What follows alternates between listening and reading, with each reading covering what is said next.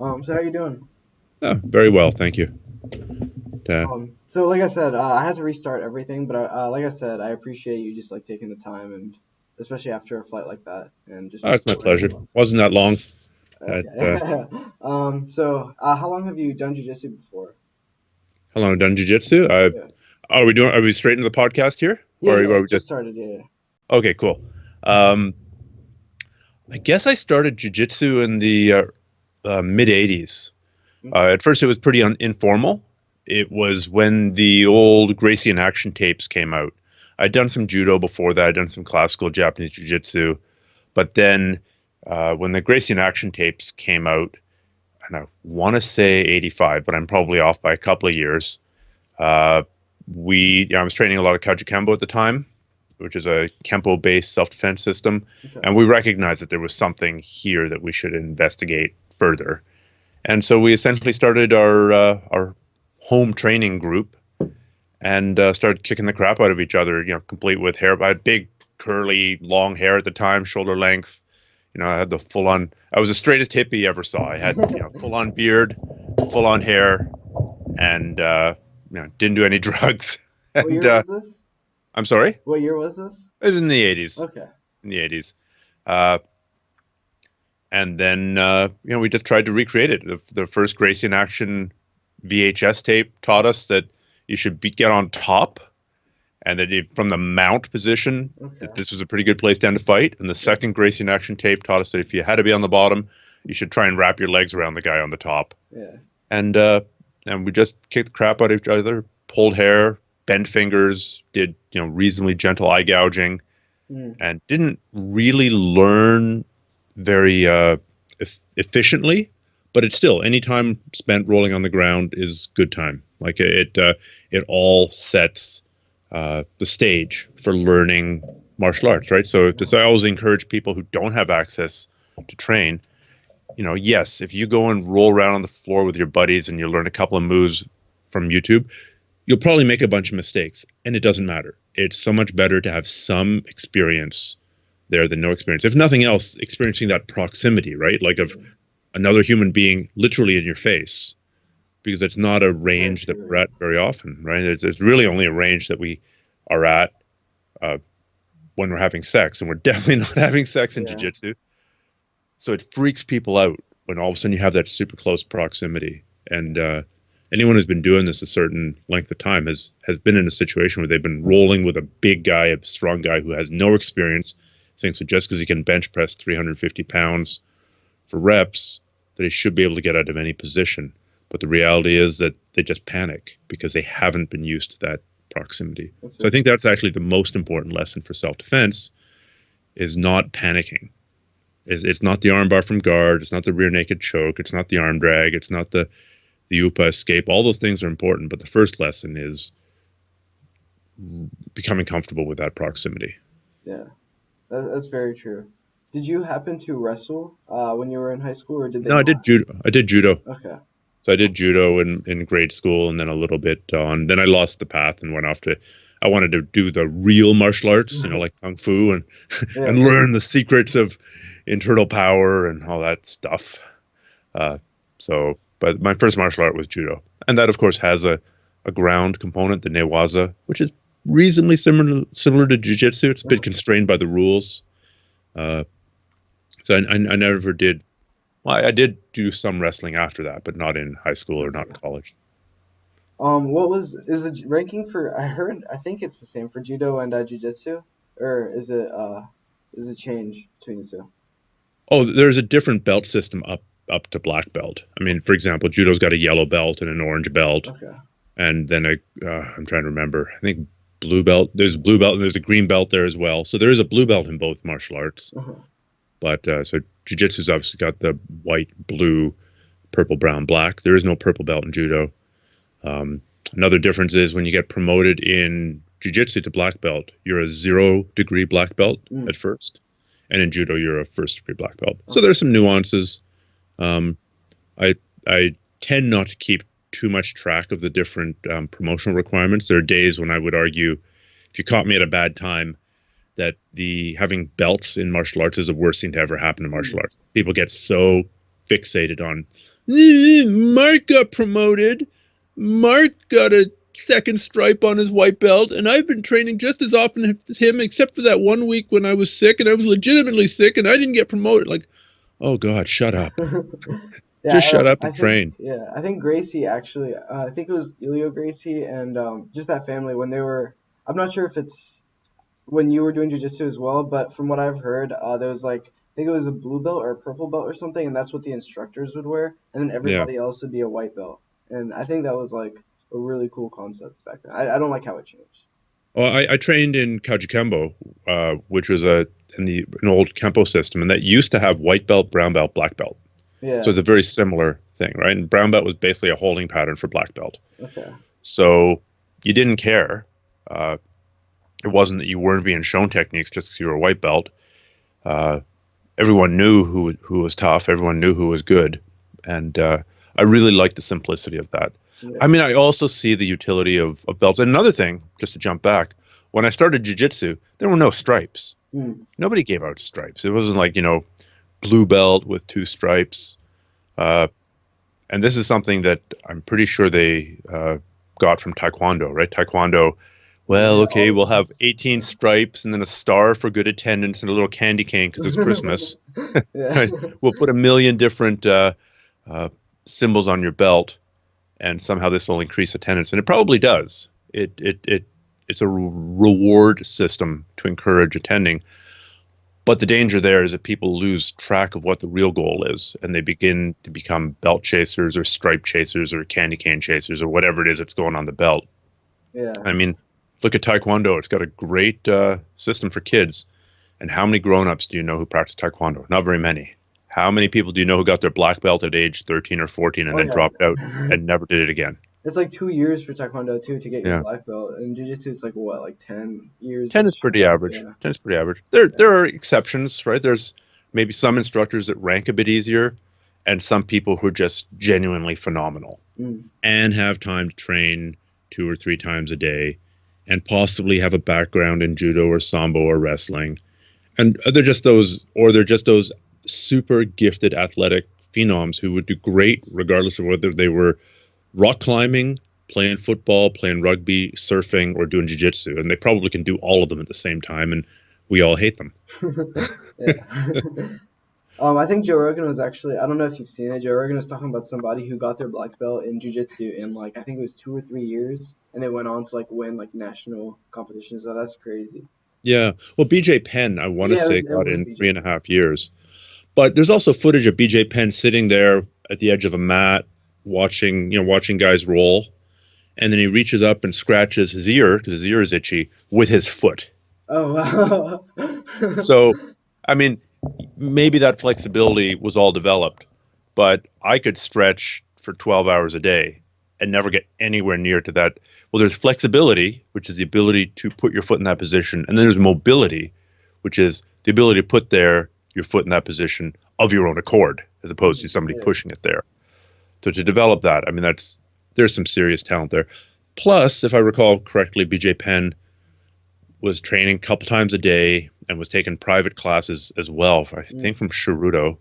Right? He was basically a subsidized full-time jiu-jitsu guy. Yeah, and he had amazing talent. Not to take anything away from how hard he trained, but on average, it's 10 years probably. It took me 9. Oh wow, okay. Yeah. So how long have you been coaching for? Oh, I've been teaching ever since I was a purple belt in jiu-jitsu in various forms. So I want to say that was probably early 2000s. That's fine. Yeah. So it's been like maybe like almost 20 years? It's getting close to 20 years. Yeah, I started Grapple Arts, my main website, in 2003. Okay. So that, I guess I was teaching, in a smaller format than that before, but obviously that was, teaching to the masses or disseminating the message on a broader thing. I was only a purple belt when I started. To be fair, at the time, a purple belt was still fairly rare. Right now, purple belts are a dozen black belts. So, a purple belt then was rarer than black belts are now in most cities. So, I mean, I remember starting the first guy that I formally trained jiu-jitsu under was a blue belt. And, like word went around town, like, hey, did you hear this guy Przemek? He's this Polish guy. He's a blue belt. Oh my God. Like, Yeah, you got and in at the start. That's awesome. yeah. And he was a really good blue belt, not to take anything away from him, right? He was super diligent and trained really hard and very analytical and a great coach. And already he was a world-class kickboxer. So he had a grounding in the martial arts. But yeah, my first coach was a blue belt. So people ask, can you learn from blue belt? Absolutely. Yeah. Especially if the blue belt is conscientious and and studies, and not only studies the technique, but studies sort of the pedagogy, how to teach. And maybe the blue belt's crazy good at spider guard, but now he's teaching you, and you've got tiny short legs. Can he also teach? I don't know if you have short legs or not. Okay, you do have. All right, so that wasn't a shot, but maybe half guard's going to be your thing. Yeah. And so it is. Yeah. Perfect. Okay, so hopefully this guy who's phenomenal at spider guard can also teach you something and doesn't try and turn everybody into a clone of themselves, because not everybody's the same. You can have a different body type, you can have different proportions, you can have different strengths, weaknesses, you can have different injuries you're working around. Just your mentality might be different. You might not have the tenacious grip strength for spider guard, or maybe everybody's different. So hopefully it's the job of an instructor is to teach people, but not only teach people who are exactly like themselves. That's very true. It's very true. So what made you choose jiu-jitsu or just grappling in general over like a striking art? Well, I still think striking arts are valuable. Okay. I don't know if you know this, but I've had a kidney transplant. A few years ago, I was dying of a kidney failure. Mm-hmm. And I had a transplant. So that's now that I've got one kidney in my body and it's in a different position from where it is. Sadly, my days of sparring, standing sparring, stand-up sparring are over. I cannot take the risk. And my brother gave up a perfectly good kidney to me. I can't take his other one. It's frowned upon taking two kidneys from the same person. So, so now it's necessitated almost by the decision has been taken from me. Although I could still train, I can't spar. Okay. And same with weapons training. I can still train weapons, but I can't. My days of Dog Brother style sparring are over. Jiu-jitsu on the ground, I can still do safely. Yeah. So I never thought of it as a pure dichotomy of either I'm going to train grappling or I'm going to train striking. I certainly did gravitate towards the striking arts towards the grappling arts for a couple of reasons. One was their undeniable effectiveness, and I think people can argue about what percentage of matches or what percentage of fights go to the ground. But in real life, of all the scraps in the street that I've seen, other than pure ambushes, if some guy comes up, there's either pure ambushes or the fight goes to the ground. If you want to, if somebody comes up behind you and sucker punches you in the jaw and you go down, sure, that's not a fight that went to the ground, but that's an ambush. And that's a failure of awareness in some part, or maybe the guy had some friends to help distract you as well. But if it actually turns into a consensual fight, the odds of it being a knockout are pretty slim. Compared to the odds of us clinching. If I'm getting sick and tired of you peppering my face, I'm going to grab onto you. That's just human nature. Yeah.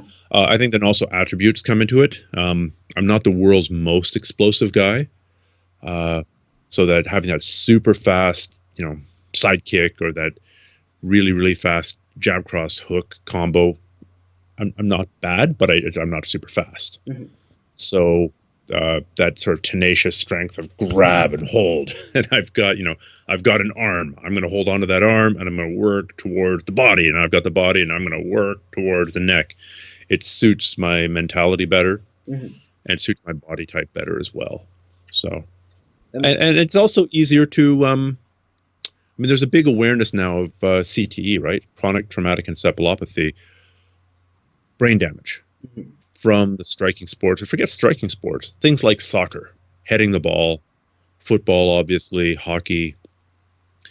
And so, although, you're taking the most complicated object in the known universe, the human brain, and you're repeating it. You're the most complicated computer that you ever have. You can only have one of it, and you're banging it against the fist repeatedly. It just doesn't seem very smart. And if I told you you could only have one smartphone for the rest of your life, and it's a super duper smartphone, and it's a 10,000 times more powerful than your iPhone, 11 or whatever it is that you have. It's the last one you can ever have. And now we're going to spar, and I'm going to tape that to your forehead. And my goal is going to be to break your iPhone. It doesn't seem like a very good idea. Yeah. Now, so with the grappling, it's a little bit easier to mitigate the risk of concussion, especially if you don't do a ton of stand-up, right? Almost all the concussions in grappling come from takedowns. So I think takedowns are super important, but they're also undeniably dangerous. Yeah.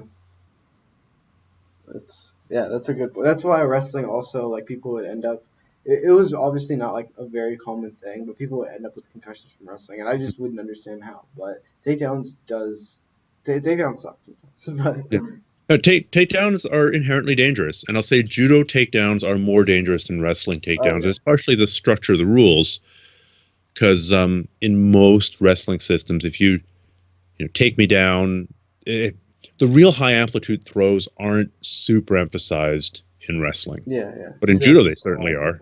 Like, if you can take me and grab my arm and do a nice, beautiful ippon seonage and throw me through the air and flat on my back, and I land, the match is over. You've just won. Mm-hmm. And even if by some act of God I managed to twist out somehow and it's not a full throw, you're still going to get rewarded a lot more points than if it's some little foot sweep type thing where I twist out of it, right? Mm-hmm. So the rules incentivize higher amplitude throws, which means that the odds of crashing down catastrophically on your head are higher. I remember doing judo. I want to say I was age 12, doing standing randori, and waking up and like looking at my feet because my instructor's holding my feet up into the air. Yeah. There's like 3 or 4 very concerned instructors looking down because I just got knocked the hell out by landing on my head. Right? These things happen. I thought the holding the feet up was from like a choke, like to bring blood back. No. Yeah, they're very. I don't know a lot about the traditional Japanese resuscitation techniques. Uh-huh. Basically, I'm in my other life, I'm a firefighter, so we would never do any of that stuff. We would put the person in a 3/4 prone position so they don't swallow their tongue, and just leave them there to wake up. That would be our solution to pretty much everything. Okay. Or maybe if they're really knocked severely unconscious, leave them on their back, put an airway in, and apply oxygen. Uh-huh. So none of the old traditional, slapping the back, holding the feet up. What are some of the other ones I've seen? There's some Korean systems like Hapkido, but it's not a Hapkido, where they basically take the fingers and they poke a bunch of pressure points that are right around the groin. Mm. So it can look pretty strange if they're trying to resuscitate somebody. It looks like they're doing some inappropriate touching in the bathing suit area, as the kids might say now. So I don't know or use too much of the traditional resuscitation techniques. Yeah. Fair enough. I had a question, but I forgot it. Oh yeah. So this, I'm not sure how. I'm guessing you get promoted from IBJJF as well, right? For your. No, I'm not part of the IBJJF belt progression system right now. I didn't register with them as a black belt when I got your black belt. And my coach wasn't too concerned about it at the time. Yeah. But apparently what happens is if you get promoted to black belt in my case, it was 2006. Mm-hmm. And then you get put on their treadmill for getting, your stripes, your degrees on a regular basis. If I now go in 2019 and say, hey, hello, IBJJF, by the way, I'm a black belt, they say, oh, great. Okay, we're starting you at 0. Mm. And, now you start your treadmill now. Okay. So I don't really see the need to be part of it. I mean, my competition days are done. Mm-hmm. And, I don't bear them any ill will, but I don't really see the need at this point. Yeah. So I'm just happy doing the training. Yeah. They're not the only organizing body in jiu-jitsu, and there's lots of people who are outside that system. Yeah. I was just thinking because if you're already like teaching for like maybe 20 years, I was thinking maybe at some point you'll get your red belt. Oh, well, yeah. I'm let's make it through another whatever. How long would that take? I don't know the I think progression it's actually offhand. 48 years after Okay, black great. belt. Well, we'll Yeah. have this conversation in 2065, and we'll see. Maybe you can talk me into it then. Yeah. Yeah, Yeah, it's a very long time. I'm not that concerned about it actually. Yeah. Yeah. So, I really appreciate you just taking the time and Oh, shooting a video, man. no, it's my pleasure. What questions do you think your audience would have for me? Like, what? It's actually a lot of beginners on my YouTube. So I was wondering like if you were to see like just a regular beginner, what advice do you think you would give somebody who wants to get into jiu-jitsu? They're just new, they don't know if they could afford it, or they don't know if they can they just don't know if they can even learn jiu-jitsu. Like they think it's not for them. So what would you say? Okay. Um, well, I mean, it can certainly look pretty intimidating, Mm-hmm. right? And it can certainly look pretty confusing.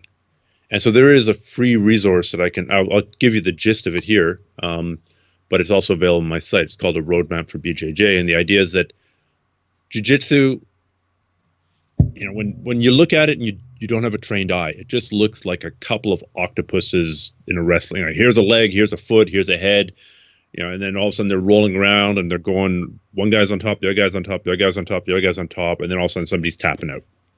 Yeah. And you don't really know what's happening. To a trained eye, to your eye, to my eye, we can go, oh, okay, so he ended up in guard, then there was a sweep, then he recovered from the sweep, made it back to the top, passed the guard with an over-under pass. All these moves have names, all the positions have names. Then he proceeded to, I don't know, lock on a Kimura arm lock, and then they rolled, and then he turned the Kimura into a straight arm bar. Mm-hmm. Right? If I say that sequence to somebody who's trained in jiu-jitsu, they have a pretty good idea of what's going on. Yeah. If I say that to somebody who doesn't have any background, it's just complete Greek. It doesn't mean anything. That's very true. So the place to start with is, I find it very useful to say that there are 6 basic positions in jiu-jitsu. And each of those positions, you can be in the top or the bottom. So if you learn these 6 positions, it doesn't encompass the entire art. There are positions outside that, but this is it's like an 80-20 analysis, right? 80% of the time, you're going to be in one of these 6 positions, Mm-hmm. and it'll allow you to recognize what's going on. Those 6 positions are the guard. I can have you in my guard, meaning I'm using my legs to control your body somehow, or you can be in my guard. You can be in the top position. I can be in the bottom position. So that's one. It can be in side control. So basically, it's chest to chest with me off to one side of your body. Side control. And you can be on the bottom, and I can be on the bottom, or I can be on the top, or you can be on the top. So there's top and bottom. Then there's knee on belly or knee mount, where one guy pops up, puts the knee on the other guy's chest or the other guy's belly. And that position you'd use for striking or to set up submissions or to transition. Then there's full mount, where you're sitting on the guy's chest, just like the schoolyard position, except in jiu-jitsu it's much more developed. Again, you can be on the top or bottom. You can be on the guy's back, where you're like a backpack. You're hugging him from behind with your legs in front of his legs. Or the other guy can be in turtle, right? They're kind of on all fours, kind of trying to protect their head, and the other guy can be on top. So those are 6 positions. And if you want pictures of these, if you go search Roadmap for BJJ book, or you go to grapplearts.com/book, or on my podcast, I recently released an entire episode on this topic. If you search for a Roadmap for BJJ podcast, you'll find it. And once you've seen these positions, and once you kind of sort of know them, then if you and I are rolling and I'm completely new, I might not know what to do, but I can understand what's going on. Yeah. Oh, man. Mark just passed what was it called again? My guard, and now he's in mount. And I might not know what to do, but at least understanding what's going on is empowering. And then so once you've learned those 6 basic positions, the next step is to learn a couple of escapes from the bottom positions, right? If I'm on the bottom of mount, I need a couple of ways to get out of here. If I'm on the top, I need a couple of ways to submit from there. And if I'm on the top, I need a couple of ways to transition to another position. How do you go from mount back to knee mount? How do you go from mount back to the back? So that's not an infinite number of things you need to learn. For those 6 positions, you need to learn, say, 4, 5, or 6 techniques each. Yeah. And then once you have a basic idea, you might not always be able to do it. You might not always be able to submit me from my side control, but at least you know what you're supposed to be doing. Yeah. At least you have some idea. And then it allows you, as your instructor's showing you crazy techniques, you go, oh, I understand this. This is a submission against a turtle position. And you put it in your turtle position mental binder, right? And you open that book that says turtle position, you slot that in there. And they show some other technique, and you go, oh, this is a sweep from the guard, I think it's called. And you go and put that in your guard. It allows you some context. Yeah. So I think that approach has really helped a lot of people. I get emails every day from people for whom that book and that approach was useful. I'm not saying it's the only way to find slice jiu-jitsu. I mean, some people find it just easy to understand that there's top and there's bottom, and that it's better to be on top. And that might be enough. And if you wanted to find slice it, you could say there aren't 6 positions, there are 10 positions, or there are 22 positions once you start including the lower body controls with the whole leg lock game. Yeah. And that's fine. I think that's not very useful for beginners. I think that's too overwhelming. But it's true. I mean, my little schema there of the 6 positions didn't include north-south position. It didn't include Kezugatami. It didn't include Kazure Kezugatami. It didn't include Ushiro Kezugatami. It didn't include body triangle, maybe. It doesn't include standard ashi, double outside ashi, 411, 50-50, all the various leg lock positions. It doesn't even begin to cover all the variations of open guard. I mean, how many positions there are in open guard? Nobody knows, because every day somebody's inventing a new inside-out pistachio guard. Yeah. But if you try to have a schema that covers everything right at once, it's not useful. It's just overwhelming. So I'm going to say guard, side mount, knee mount, mount, the back, and turtle. That's a good starting point. Thank you. And I should point out to people who are unsure, the standard class in jiu-jitsu doesn't involve striking. It doesn't involve actually getting punched.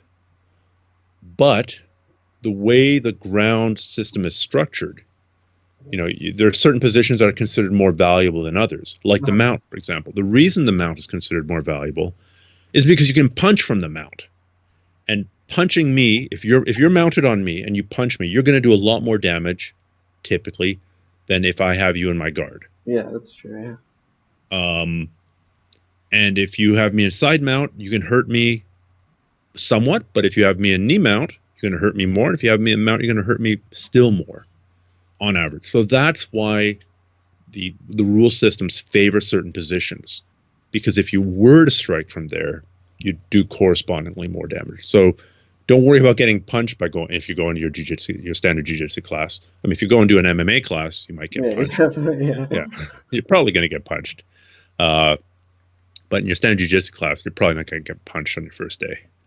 Yeah, I mean, most of the time you won't even start standing up. Half the time we'll start on the ground, and there's not even many takedowns in most, at least in the place I go to. So yeah, and there are pluses and minuses to that. Mm-hmm. The minuses to that is that, if you ever do need to take somebody down in a fight, it's going to be a little bit harder. Yeah, or if you go and compete, the day before, I don't know how many people have day before competition started Googling easy takedowns for jiu-jitsu competition, fast takedowns, how to learn takedowns fast. So I think a complete grappling system does involve some knowledge of takedowns. Definitely. The downside is that takedowns are dangerous, right? The odds of getting hurt per hour of training takedowns is much higher than per hour of training on the ground. So from a teacher point of view, you want to retain students. From a student point of view, you don't want to get hurt. I think that takedowns should be trained judiciously, Yeah. and probably the real simple ones should be most of your thing. Like if you're just talking for self-defense, I mean, you're single leg takedown, double leg takedown, and getting to the back and knowing how to take a guy down from the rear bear hug, Hmm. and you're off to a real good start. Yeah. Yeah. Like that's probably, again, do an 80-20 analysis. That's enough. I mean, yes, of course, a kataguruma or a fireman's carry or an arm spin or a high crotch into some kind of crazy ass sacrifice suplex thing, they can all work, but the time requirement to make them efficient is much higher. Exactly. Yeah. That's very true. So before we just end the call, do you want to just plug in your website, your YouTube, everything? Thank you so much for the opportunity. Yeah, if people want, my website is grapplearts.com, and I've got a very extensive library of videos and articles on there of stuff I've written, everything from conditioning to dealing with injuries to what you should do if you're a beginner, what you should do if you're 50 and older, what to do if you're female. So the article archive in there is, I think, pretty extensive. Mm-hmm. Also, obviously, there are the instructionals that I sell. I've got a series of instructional apps. The two big ones are a roadmap for BJJ, the app. And if you just want to see what we talked about, they should download that because the basic app is free. And so you can get the overall picture for free. Also, the Grapple Arts BJJ Master app is a very large repository of techniques. Mm-hmm. And there's more than, I think, 500-600 minutes of free instruction on there now. The podcast that I have, the Strenuous Life podcast, that's a pretty interesting one. I talk to a lot of cool people. And if you look for me on YouTube, you should be able to find me on YouTube. If you can't find me on YouTube, then either you don't know what you're doing or I've stopped doing my job, because I've been spamming YouTube with my videos and rants for a long time. So I'll link all of your social media. Oh, well, thank you so much. Well. So if anybody can't remember how to spell it or anything, it'll all be linked down below. Thank you again, Stephen. I really appreciate your time. It's my pleasure, Mark. Thank you for the opportunity. Have a good one.